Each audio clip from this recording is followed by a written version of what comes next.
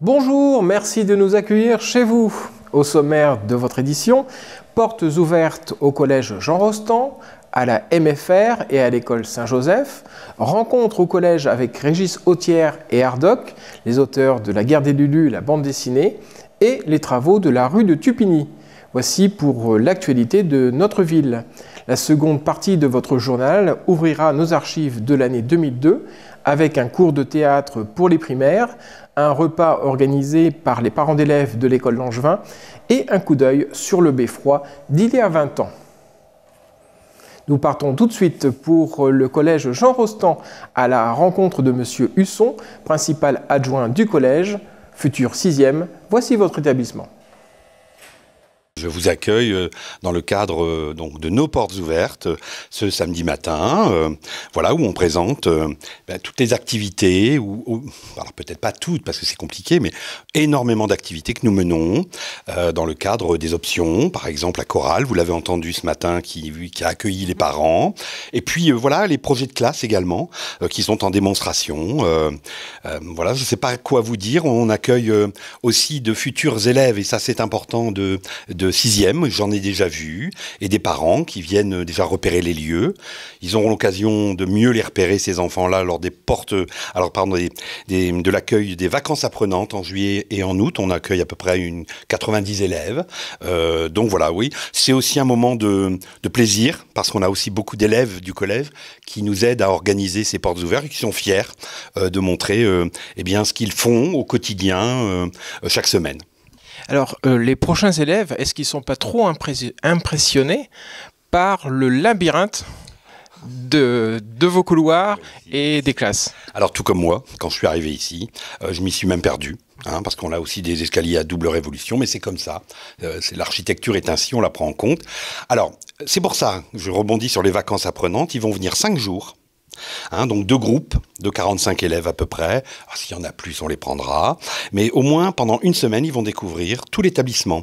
Il y a même un rallye qui leur permet d'aller voir l'infirmerie, de venir ici à l'administration, d'aller dans telle ou telle salle de classe. Donc non, ça nous permet en tout cas, le jour de la rentrée, qui va d'ailleurs être modifié à ce titre-là, où les 6e vont avoir une journée complète avec leur professeur principal pour découvrir l'établissement. Parce que je n'oublie pas que 90 élèves, c'est pas notre cohorte complète de 6e. Et donc, il va falloir aussi que des petits nouveaux puissent aussi découvrir les lieux. Mais depuis qu'on fait ça, en tout cas, je vois aucun élève perdu le jour de la rentrée, quoi. En gros, le collège, en chiffres, c'est quoi? Alors, c'est à peu près 760 élèves, répartis sur 4 niveaux. Voilà, à peu près 180-190 élèves par niveau, de la 6e à la 3e. Donc ça, c'est parti de l'enseignement général. On a de l'enseignement spécialisé avec un dispositif SECPA, qui compte 3 classes, puisque nous avons des 6e inclusifs, c'est-à-dire ces élèves qui sont identifiés comme futurs élèves de SECPA, ce qu'on appelle les élèves préorientés, et qui rejoindront la SECPA en 5e. Alors, je vais vous couper. SECPA, ça veut dire quoi? Alors, section d'enseignement général et professionnel adapté. Les anciennes CES, vous savez? Bon, voilà. Et puis, on a un dispositif Ulysse pour ces enfants présentant une situation de handicap. Et on accueille aussi une classe externalisée de l'IME. Quelques jours par semaine. Voilà, c'est à peu près 60 professeurs, 12 assistants d'éducation et une multitude d'agents au quotidien, heureusement aussi d'ailleurs, qui sont là. Donc oui, une grosse machine. Alors, qu'est-ce qui fait qu'on s'y sente bien dans votre collège? Alors, qu'est-ce qui fait qu'on s'y sente bien? Alors d'abord parce que l'équipe, vous avez vu l'accueil qu'on vous propose, ça c'est un impératif, on accueille des élèves, des êtres humains, et donc on les accueille. 1. 2, on est bienveillant avec eux. Ça, c'est important. Le bien-être à l'école, vous savez, on vient pas avec des semelles de plomb travailler. Et c'est pareil d'ailleurs dans nos métiers. Voilà. Donc oui, l'ambiance est importante, on doit préserver ça. La qualité de l'enseignement qu'on donne. C'est clair et net. On ne peut pas donner des choses ou des activités pédagogiques pour lesquelles les enfants s'ennuient. Il faut aussi les motiver, d'où les nombreux projets de classe que nous proposons. Enfin, le respect des parents. Et c'est pas toujours facile de discuter ensemble. Mais voilà, juste avant, je viens d'accueillir une maman qui visiblement a des choses à me dire. Voilà, on prendra un temps. Alors, je peux pas toujours répondre instantanément, mais en tout cas, le temps aussi passé auprès des parents. Voilà ce qui fait peut-être une alchimie qui fonctionne en tout cas à Jean Rostand. La MFR, ou si vous préférez, la Maison familiale et rurale, cultive l'excellence, selon son directeur, M. Sudry. Partons tout de suite à sa rencontre et profitons-en pour visiter les lieux de la MFR, une institution en constante évolution. Monsieur Sudry, bonjour. C'est toujours un plaisir de venir à la MFR. Qu'est-ce qui se passe aujourd'hui ? Déjà, c'est un plaisir de vous recevoir aussi, d'être toujours là dans les événements de la maison. Aujourd'hui, c'est la porte ouverte, donc c'est un moment essentiel, et d'autant plus que c'est la première porte ouverte post-confinement. Donc on a mis beaucoup de communication parce que on ne savait pas si les gens allaient ressortir, et finalement on se rend compte que c'est un succès comme jamais dans l'histoire de la maison, puisque aujourd'hui il doit être 16h au moment où on se parle, on est à plus de 250 personnes qui ont visité l'école, donc je pense que ce soir en faisant les comptes, toutes les formations seront pleines. Ah oui, d'accord, c'était exactement ce que j'allais vous poser comme question. Est-ce que les formations seront pleines ? Alors, vous savez qu'on a deux parties, on a 180 lycéens et on a une centaine d'apprentis maintenant. On a commencé en 2015 avec Isabelle Pirard et Serge Chiméon avec 40 apprentis, on va être une centaine. Donc ça commence à être un CFA quand même important. Et au niveau du BTS en apprentissage, on nécessite 25 élèves, on les aura sans problème. Dans les formations sport, elles seront toutes pleines. Et sur le lycée aussi, donc en lycée, vous savez qu'on a deux sections, une section agricole et une section dans le cheval.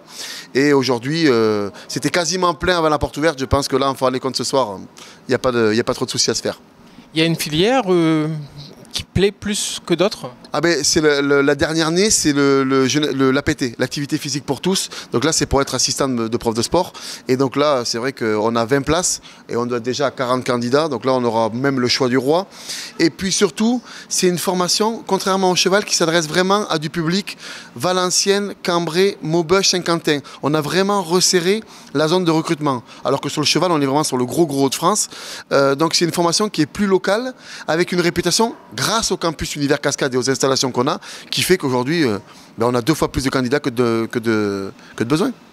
Alors, pour l'anecdote, les agriculteurs que vous formés ne seront pas cascadeurs et les cascadeurs que vous formez ne seront pas agriculteurs. Alors, vous l'avez très bien compris, il y a 2 entités. Maintenant, les catéchisiens commencent à le savoir, c'est-à-dire que pendant les vacances scolaires, les cascadeurs sont là et pendant l'école, c'est l'école agricole qui est présente dans les murs. Mais c'est ce qui fait aussi toute la rentabilité de la maison, c'est-à-dire qu'aujourd'hui, on travaille 51 semaines sur 52, on est toujours ouvert. Donc forcément, l'argent qui est généré par l'accueil des cascadeurs, on le réinjecte dans l'association Maison Familiale et c'est pour ça qu'on va partout dans le monde avec nos élèves et c'est aussi pour ça que les familles mettent leurs jeunes. Vous avez vu les locaux, tout est neuf, tout est rénové. On remerciera jamais assez la région à travers Serge Chiméon, Isabelle Pirard et Xavier Bertrand, forcément qui nous a aidés pour la construction. Sans eux, rien ne serait possible. Mais franchement, on a des projets, on a des porteurs de projets et on a des politiques qui écoutent et qui entendent ce qu'on a besoin et qui sont là derrière pour nous aider à les financer. Alors c'est quoi le secret de la MFR pour qu'on s'y sente bien ? Je pense que c'est une ambiance familiale, c'est pas plus de 120 élèves par semaine, parce qu'on dit qu'on est 300, mais en gros on est jamais plus de 120 par semaine, ce qui fait qu'on est 27 à travailler. Vous faites le ratio, ça fait 1 pour 4. Donc les élèves, non seulement on connaît leur nom, leur prénom, mais leur surnom, où ils montent à cheval, où ils sont en stage en agriculture, et on va les voir en entreprise. C'est-à-dire que des jeunes qui sortent de 3e classique, qui ne s'y retrouvent pas forcément dans une école de type classique, en stage, on va les valoriser sur du faire. D'accord ? Et après, le savoir, on l'amène nous en classe, mais une fois qu'ils l'ont observé en entreprise. Ce qui fait qu'ils font le lien entre les deux. Et c'est l'objet de notre pédagogie. C'est apporter de la théorie après qu'ils aient vu la pratique. Et comme ça, ils arrivent à faire des concepts et puis à se former tout simplement. Bon, donc c'est un directeur heureux que j'ai en face de moi. Oui, chaque année, j'ai jamais été malheureux, mais je veux dire, plus que jamais, toutes les formations qu'on a mis en place sont pleines, les bâtiments sont exigus malgré qu'on ait construit 2000 m² en 5 ans. Vous savez qu'on a 2 gros projets, un projet d'internat, 2200 m². La région, le vice-président vient le 7 avril, M. Bricou, le député, et puis une conseillère régionale viennent le 8 avril. Les négociations vont se terminer là. On va réinjecter 6,5 millions. Malgré la conjoncture, parce qu'il y en a plein qui arrêtent leur projet, nous on y croit dur qu'on faire à l'avenir, il ne faut pas qu'on se réfère à 2022, il faut qu'on pense 2030 dans la tête, donc même si tous les matériaux, même si c'est compliqué en termes de finances, il faut qu'on y aille parce qu'aujourd'hui on est trop petit par rapport à l'accueil des pensionnaires notamment. Parce que le problème, c'est que notre pédagogie se base beaucoup sur le travail fait en soirée. Et aujourd'hui, on est à 65% de pensionnaires. Pourquoi? Parce qu'on a trop d'élèves par rapport au nombre de lits. Donc il nous faut plus de lits pour qu'on remonte à 80% de pensionnaires. Ben, c'est tout le mal qu'on vous souhaite. Merci beaucoup. Ben, merci à vous et puis de toute façon vous allez venir bientôt parce qu'il y a toujours des événements. Alors voilà, merci. Merci. Une double rencontre maintenant avec Madame Dupont et Madame Decroix. Madame Dupont est directrice de l'école Saint-Joseph et Madame Decroix est la présidente des parents d'élèves de l'école Saint-Joseph. Vous l'avez compris, nous partons tout de suite à l'école Saint-Joseph qui organisait dernièrement sa journée portes ouvertes. Madame Dupont, où sommes-nous et qu'est-ce que nous faisons aujourd'hui ici? Alors bonjour, nous sommes à l'école Saint-Joseph et aujourd'hui ce sont les portes ouvertes de l'école. Alors, Saint-Joseph, c'est une école où on s'y sent bien, manifestement. Pourquoi? Alors on s'y sent bien, c'est une école familiale où les enfants sont heureux de venir à l'école, ils sont heureux d'apprendre et de vivre des projets tout au long de l'année. Alors, quels sont-ils ces projets? Alors on a beaucoup de projets sportifs. Et on a un service civique cette année qui nous permet de vivre ces projets. On a des projets de classe également. Donc là, tout reprend un petit peu grâce à l'allègement des mesures en fait, au niveau du Covid. Alors, en chiffres, c'est quoi Saint-Joseph? Alors c'est 6 classes et 130 élèves. Donc 6 classes qui vont de quelle classe à quelle classe? Alors des toutes petites sections, 2 ans jusqu'au CM2. Justement, on est dans la classe des CE1, CE2. Et la classe est mixée, j'ai l'impression. Expliquez-moi. Oui, alors on a des cours doubles. Donc on a une classe de tout petit, une classe de moyen grand. On a un CP unique. Ensuite, on a un CE1, CE2, un CE2, CM1 et un CM2. D'accord. Il y a un projet pédagogique là-dessous? Il y a une utilité? Alors, il y a une utilité au niveau des cours doubles qui nous permet aussi, nous, d'avoir des échanges. Donc, par exemple, ma collègue fait géographie des CE2 au CM2, mon autre collègue fait histoire, moi je fais sciences. Et ça permet aussi d'échanger et de faire grandir les enfants différemment. On va peut-être passer maintenant à Madame Decroix. Bonjour, alors moi je suis Élise Decroix, je suis présidente de l'association des parents d'élèves, donc de l'APEL pour l'école Saint-Joseph. Donc nous on a une activité un peu de soutien au niveau de l'équipe enseignante et puis après on a un petit peu l'équipe d'animation de l'école entre guillemets, on va dire ça comme ça, donc au travers de différents projets durant l'année, comme par exemple les grands moments de l'année, ça va être la Saint-Nicolas, les fêtes de Noël. On organise aussi le carnaval, l'épiphanie, voilà. Après, on a différents autres projets, comme on a équipé l'année dernière l'école de carré potager, afin que les enseignantes puissent faire découvrir l'activité du jardinage aux enfants. Donc, il y a 6 carrés potagers dans le jardin. Cette année, on va faire en revenant des vacances de Pâques, on va organiser une chasse au trésor pour les enfants. Après, on a équipé les classes de différents matériels selon le niveau de la classe et selon ce que les enseignantes avaient besoin. Voilà, je regarde, on est là aussi pour faire bien sûr la kermesse de fin d'année quand ça va pouvoir reprendre. On espère cette année qu'il n'y aura pas de soucis, je pense que non. Sinon, on fait aussi la fête de Noël, donc, mais bon, ça c'est pareil, ça a sauté pendant 2 ans. Hein. Oui, donc, mais bon, voilà, on est là un petit peu pour tout ça et puis pour aider les enseignantes si elles ont besoin d'un petit coup de main pour diverses choses. Alors, en tant que parent d'élève, puisque vous avez un ou une élève dans ces classes, qu'est-ce qui fait qu'on s'y sent bien à Saint-Joseph? Saint-Joseph, le fait que c'est une école à taille humaine, les enfants s'y sentent tout de suite bien. Enfin, moi, je vais prendre l'exemple de mon petit garçon, en fait, parce qu'on n'était pas là du début, puisqu'on habitait dans une autre ville. Et en fait, quand il est arrivé, il s'est senti très bien tout de suite, parce que ça reste à taille humaine. Les enseignantes sont toujours elles ont vraiment fait pour qu'il s'intègre et elles sont souriantes. Enfin, on sent qu'il y a une bonne ambiance dans l'école, en fait, et c'est important. Les enfants s'y sentent bien. Bon, c'est les parents d'élèves qui en parlent le mieux. Merci beaucoup. Merci. Merci à vous. Je m'appelle Attard, le petit François a encore fait des siennes. Partons tout de suite à la recherche des chocolats perdus avec le Conseil municipal des jeunes qui organise un rallye citoyeuf de Pâques 2022. Rendez-vous le jeudi 14 avril de 14h30 à 17h, place Richer, devant la Fontaine. Un chalet du Conseil municipal des jeunes vous accueillera et vous pourrez récupérer le fascicule qui vous expliquera le jeu. Le jeu étant de partir à la recherche des chocolats perdus, de trouver des lieux, de répondre à quelques questions, le but étant de récupérer un maximum de chocolat. Le jeu est gratuit, donc rendez-vous le 14 avril de 14h30 à 17h30, place Richer. 2 classes du collège Jean Rostand ont eu le privilège de rencontrer Régis Autière et Hardock, les auteurs de La Guerre de Lulu, la bande dessinée à l'origine du film du même nom. Un événement pédagogique à l'initiative de Madame Langrand, professeure documentaliste au collège. Madame Langrand, on s'était vu il y a quelques mois sur le tournage des Lulu et maintenant nous sommes au CDI du collège. Donc avec Hardock et Régis Autière, c'est le point final d'une longue séquence d'apprentissage, si on peut dire, enfin, éducative. Alors non, c'est pas le point final. On a encore un gros événement qui va bientôt arriver. On emmène tous les élèves qui sont passés aujourd'hui auprès d'Hardock et Autière dans la Somme. On va aller faire un atelier d'écriture sur la guerre des Lulu. Donc voilà. Donc là, on y va le 20 mai. On va dire que là, c'est sûr qu'aujourd'hui, c'était la cerise sur le gâteau, le plus beau moment de l'année. Donc voilà. Qu'est-ce qu'il y a à retenir de cette manifestation aujourd'hui ? Les élèves ont pu se confronter pour beaucoup en fait, à la difficulté du travail d'écrivain, d'illustrateur. Ils ne s'en rendaient pas compte. Ils lisaient ça sans se rendre compte de tout le travail qu'il y avait derrière. Et c'est vraiment l'enseignement que j'en tire, c'est qu'ils ils se rendent compte que c'est un travail. Alors on a vu une classe de 6e, une classe de 3e. Pourquoi eux ? Alors, pourquoi eux ? Bonne question. La classe de 3e, elle était évidente parce qu'en fait, c'est au programme, la Première Guerre mondiale est au programme de 3e. Donc, ça m'a paru logique de démarcher mes collègues et de leur proposer le projet. La classe de 6e, parce qu'en fait, c'est une classe bilingue. Et donc, du coup, on a une classe de 6e qui fait déjà de l'allemand dès la 6e. Et donc, pour nous, ça leur a permis de les avoir sur cette année-ci, l'année prochaine, pour la sortie du film. Alors, c'était 2 séquences de 1h30, c'est ça ? Et elles ont passé extrêmement rapidement. Est-ce que c'était pas un peu frustrant, tout compte fait ?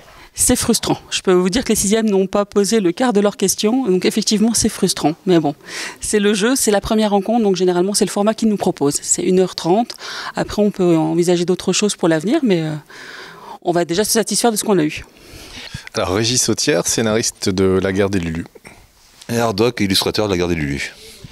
Alors, qu'est-ce qu'on peut retenir de cette journée ? Plein de choses. C'est rare qu'on arrive dans des classes qui soient aussi bien préparées, parce qu'on fait fréquemment des rencontres. Alors il y en a qui sont bien préparées, d'autres qui le sont moins bien, et d'autres qui le sont très bien. Ça faisait partie des rencontres très très bien préparées. Donc c'est toujours très intéressant parce que du coup il y a beaucoup de questions qui viennent, parce que les enfants ont travaillé, ont lu les bandes dessinées, etc. Donc on est moins en roue libre que devant une classe. Ça nous est arrivé aussi d'arriver devant des classes qui n'avaient pas lu les bandes dessinées, qui ne savaient même pas qui on était. Donc forcément il y a moins d'interaction. Là c'était tout le contraire, il y avait trop de questions, 1h30 du coup c'est passé super vite. Il aurait fallu au moins 2 bonnes heures en fait pour répondre à toutes les questions, montrer tout ce qu'on avait envie de montrer. Et vous, vos impressions ? Alors moi, ce qui m'impressionne, c'est le cas de le dire, c'est que on utilise un médium qui est la bande dessinée et on avait décidé de traiter sur un sujet historique et en fin de compte, on s'aperçoit que beaucoup de questions tournent quand même autour de l'histoire.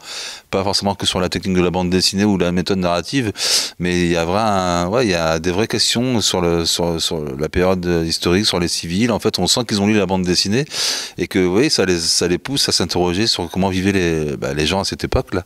Ça s'arrête pas vraiment qu'à la technique et ça, c'est quelque chose de très agréable aussi. Est-ce qu'il y a une question en particulier qui vous a marqué aujourd'hui ? Non, alors il y a 2 questions qu'on n'avait jamais eues, mais alors, est-ce que je vais m'en souvenir ? Il y en avait une sur nos impressions par rapport à l'adaptation, nos émotions par rapport à l'adaptation en film. C'est vrai que nos émotions sur l'adaptation du cinéma, c'est une question intéressante, mais en même temps, ça fait un peu de temps qu'on a eu la nouvelle, et que se remémorer vraiment parfaitement ce qu'on a ressenti, c'est difficile, mais c'est des questions intéressantes. Et surtout que vous n'avez pas le résultat final.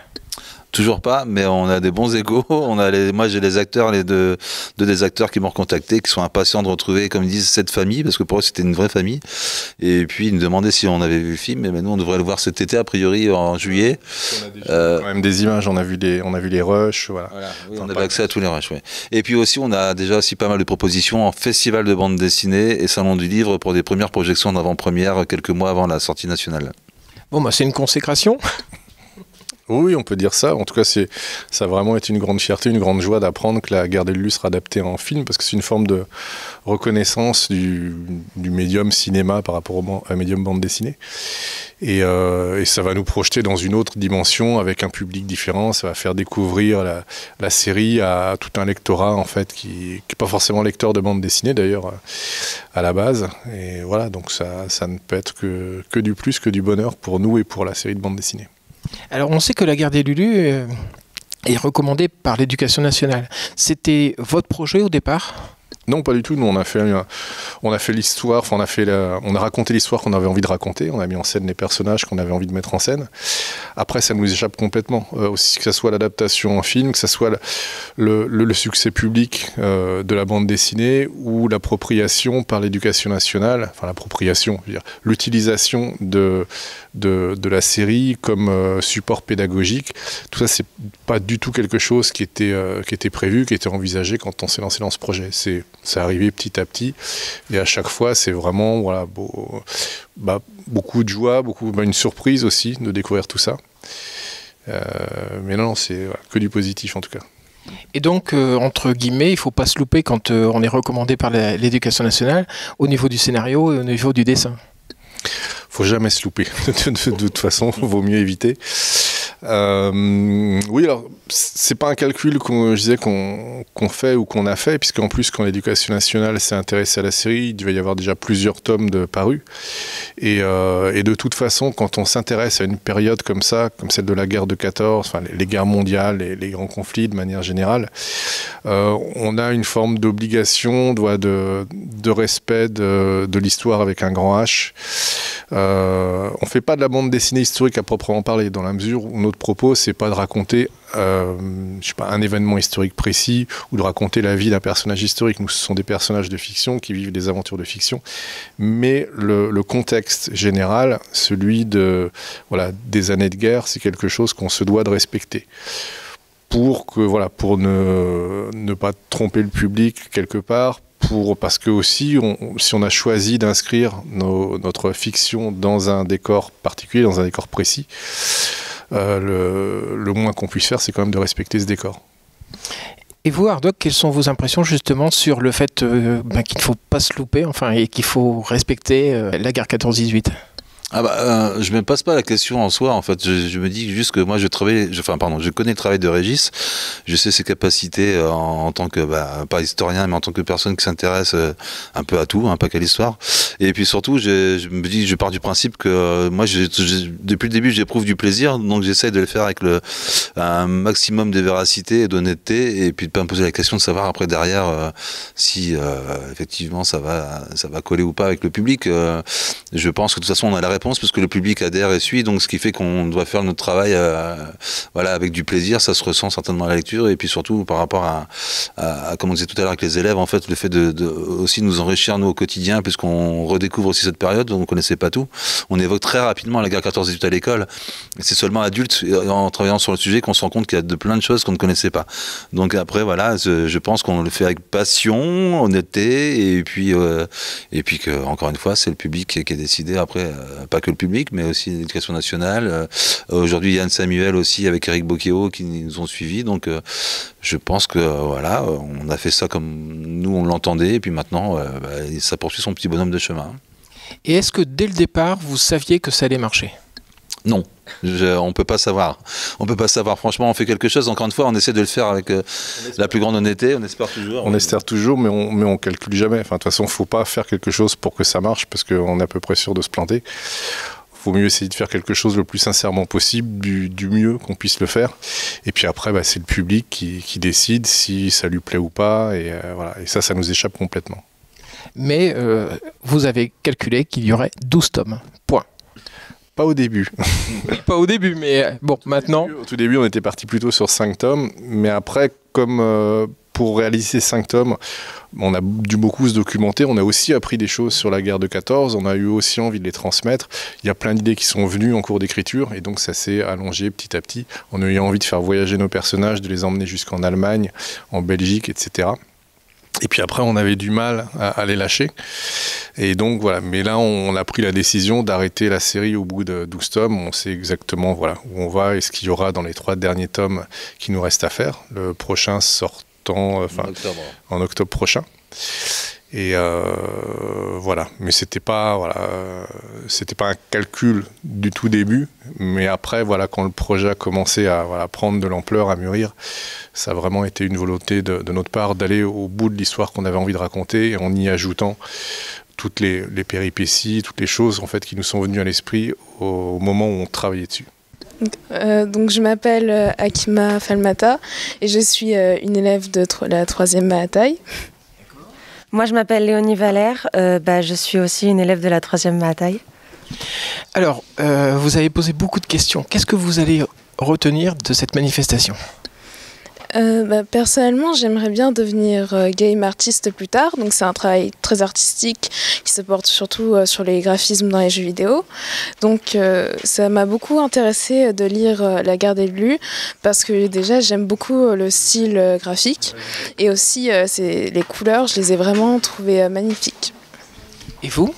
Moi, j'ai beaucoup aimé La Guerre des Lulus, notamment pour l'ambiance qu'il y a dans le livre. J'ai aussi beaucoup aimé les graphismes, j'ai trouvé que c'était magnifique. Et j'ai été aussi très heureuse du coup de rencontrer l'auteur et le dessinateur. Et j'ai hâte du coup de pouvoir faire dédicacer mon livre. Alors, vous avez posé beaucoup de questions et vous en aviez encore plus. Qu'est-ce que vous aimeriez poser comme autre question et que vous n'avez pas pu poser ? Je pense que j'aurais bien aimé poser plus de questions sur la réalisation du film. Par exemple, est-ce que les auteurs ont pu apporter peut-être des avis concernant les acteurs ou des propositions. Par exemple, dans le film, je sais qu'il y aura des personnages qui ne sont pas présents dans la BD. Et je me demandais aussi comment est-ce que ça a pu être adapté. D'accord. On a fait un magazine sur Beffroi Vision. Eh bien, vous allez avoir la plupart. Enfin, vous avez déjà eu, parce qu'il est déjà passé, la plupart des réponses à vos questions. Et vous, qu'est-ce que vous auriez aimé poser comme question ? Moi, ça aurait été beaucoup plus sur le dessin parce que j'ai trouvé que c'était vraiment très intéressant de savoir les techniques utilisées pour le dessin, comme l'ancrage ou le croquis. Et j'aurais aimé en savoir plus sur la réalisation du dessin. Donc, c'est pas encore fini, mais est-ce que vous fourmillez encore de projets ? Oui, toujours. Moi, en tant que scénariste, de toute façon, pour pouvoir vivre de mon métier, je suis obligé de travailler sur plusieurs projets en même temps. Donc là, je travaille sur 5 projets différents. Donc il y a 3 séries qui ont déjà été entamées. Donc il y a La Guerre des Lulus, bien sûr. Il y a Les Aventures des Spectaculaires chez Rue de Sèvres. Il y a Le Clan de la Rivière Sauvage aux éditions de La Gouttière. Et je travaille actuellement sur 2 nouvelles séries. Une qui s'appellera Révolutionnaires, donc avec des enfants, mais cette fois-ci pendant la période de la Révolution française. Donc ça, ce sera au Lombard. Et un gros one-shot, donc un gros volume de 250 planches de bande dessinée, avec Damien Cuvillier au dessin, chez Rue de Sèvres, où là ce sera une grande aventure dans l'Afrique du milieu du 19e siècle. D'accord, il y a toujours un contexte historique. Pas toujours. Le Clan de la Rivière Sauvage, il n'y a pas vraiment de contexte historique. On est plus plongé dans une histoire qui tourne autour du conte, de la lecture et des aventures. Mais c'est vrai que l'histoire avec un grand H, c'est une source d'inspiration première pour moi, parce qu'on ouvre n'importe quel livre d'histoire et il y a 1001 idées qui surgissent, 1001 envies en tout cas de raconter des petites histoires dans la grande. Et voilà, et je me gêne pas pour m'en servir énormément pour mes petites histoires. D'accord. Et vous, Hardock, vous êtes focalisé sur les Lulus ? Ah oui, en tant que dessinateur, ça prend énormément de temps de faire un album. Il faut compter, en moyenne, on dit que c'est 1 an, ou un peu moins, ou un peu plus, ça dépend de la pagination. Mais j'arrive à m'octroyer des petites récréations graphiques entre deux, personnelles, ou même depuis 1 an, j'ai commencé, alors j'ai fait qu'une histoire pour Fluide Glacial. Et j'en ai une deuxième en préparation, mais je le ferai vraiment quand j'aurai le temps, parce que là, c'est les Lulus toujours en priorité. Mais et j'ai aussi l'opportunité de travailler pour un chanteur très connu, qui va fêter ses 70 ans, qui sort un nouvel album, et un chanteur de mon adolescence, français, forcément, et pour lequel je vais faire une figurine, enfin un dessin pour une figurine numérotée signée, donc c'est un rêve aussi d'enfance. C'est plusieurs rêves d'enfance qui se réalisent. La bande dessinée, c'était un de mes rêves, donc les Lulu, ça me permet d'en vivre aujourd'hui. Fluide glacial, c'était une revue que j'affectionnais de l'adolescence, avec Gottlieb et toute la clique qui existait autour de lui. Et puis ce fameux chanteur que je citerai peut-être plus tard, qui était mon chanteur de préadolescence même, que j'ai admiré. Ben voilà, j'ai l'opportunité de me rapprocher un peu de lui et de pouvoir faire un travail qui lui rend hommage par rapport à une chanson. Bon, c'est très bien tout ça. En tout cas, merci beaucoup. Merci. À noter que La Guerre des Lulu, le film, sortira en janvier prochain. Nouvelle chaussée, nouveau trottoir rue de Tupigny. Monsieur Manel, adjoint aux travaux, est au micro d'André Biangou. Alors, la rue de Tupigny est un très long chantier pour les riverains, malheureusement pour eux, mais qui arrive à son terme. Dans un premier temps, donc, on a eu l'occasion de refaire le Rio de Tupigny dans son intégralité, où là c'était quand même un chantier très très important et avec des nuisances aussi pour les riverains, puisqu'il y a eu pas mal de passages. Et dans un deuxième temps, à la demande de GRDF, c'est-à-dire le réseau de gaz de France, qui nous a demandé d'intervenir pour rénover l'intégralité du réseau, qui était en très mauvais état. Ils avaient décelé quelques fuites sur le secteur. Donc on n'a pas pu faire autrement que de les autoriser à intervenir. Donc ils ont refait la conduite principale et ils en ont profité aussi pour refaire tous les branchements de toutes les personnes qui sont abonnées au Gaz de France.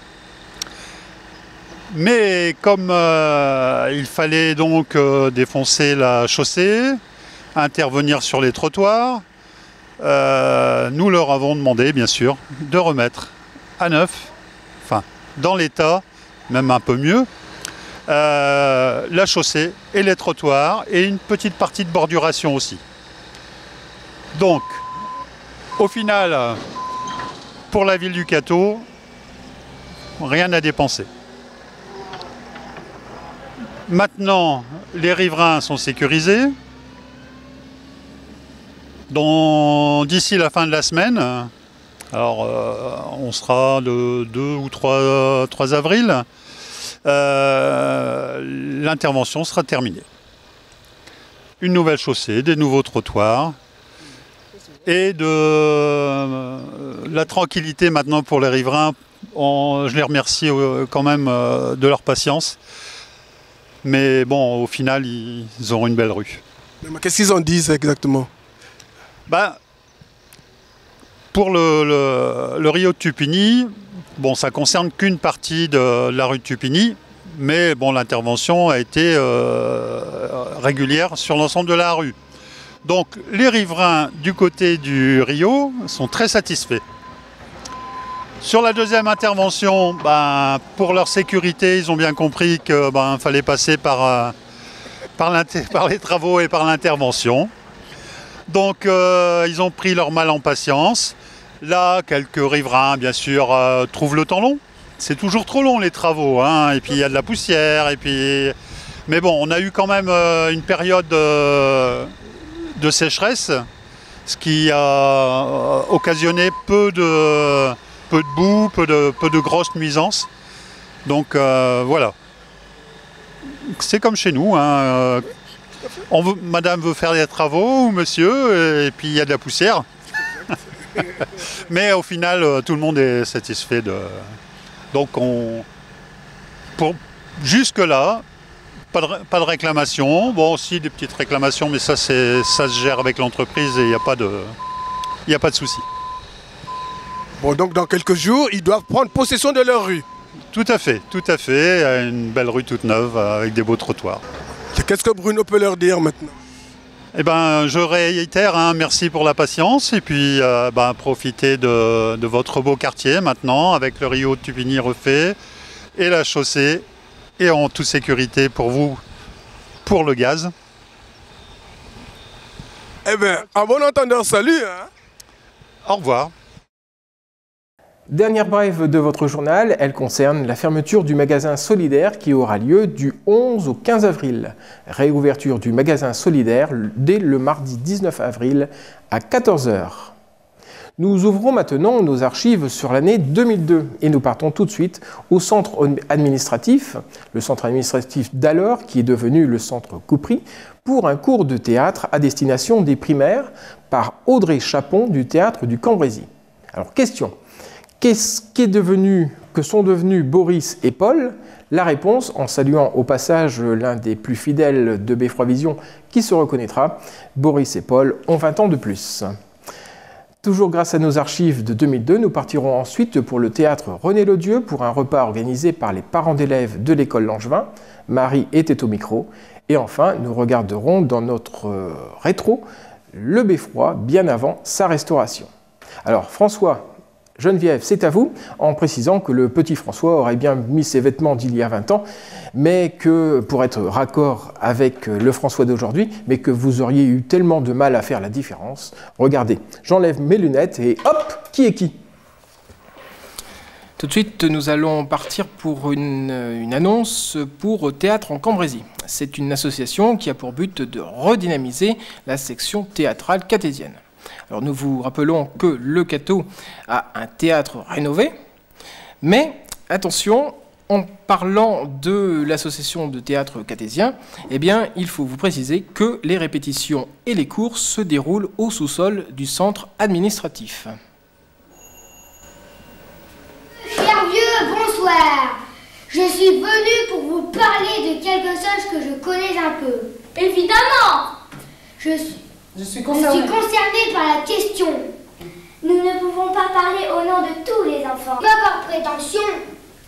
Oh non, tout de suite, il faut réagir. Oh non, surtout toi.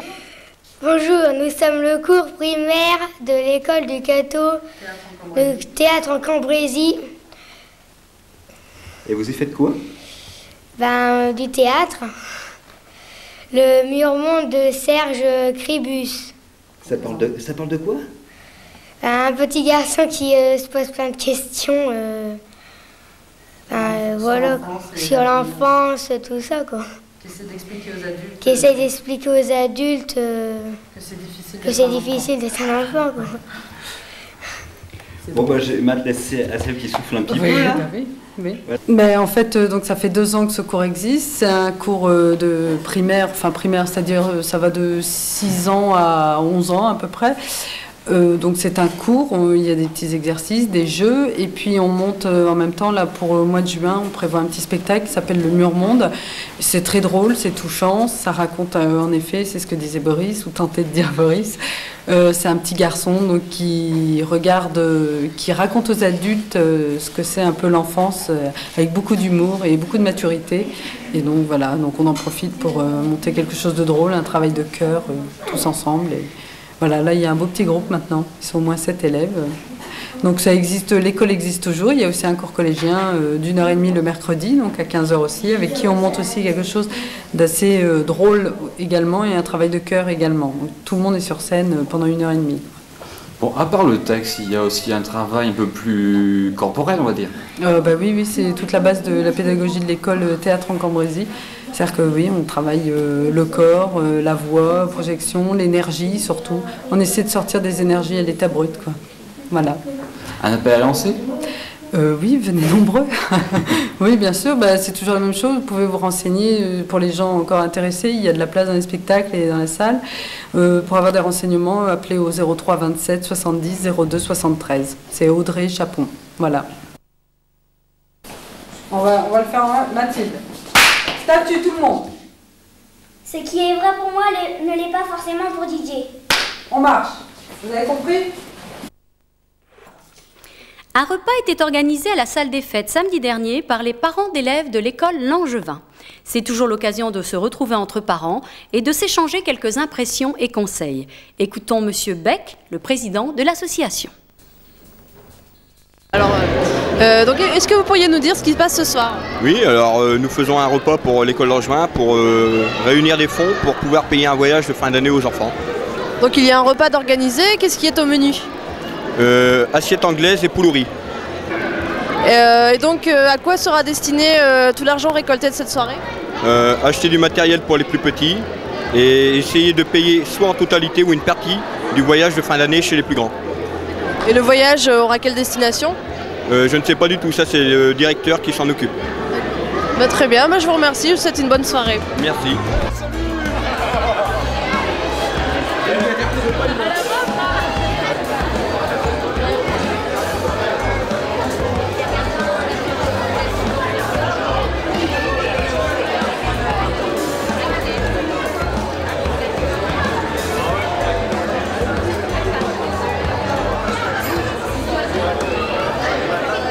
Et actuellement, on est en travaux sur l'hôtel de ville de Le Cateau, parce qu'il y a une remise en conformité due au paratonnerre. Vu que l'édifice étant plus haut que 28 mètres, maintenant la nouvelle norme décrit bien qu'il faut 2 installations, enfin 2 descentes bien distinctes de paratonnerre. Donc on est là actuellement pour refaire la 2e descente de paratonnerre. Il y aura des travaux de terrassement également au niveau des prises de terre, pour l'écoulement de foudre, qui soient facilités. Et puis donc voilà quoi, le boulot en gros sur l'hôtel de ville. Donc je vous présente monsieur Guy Delph, chef d'équipe pour le montage du paratonnerre, et moi je suis aide-monteur du pont Cédric.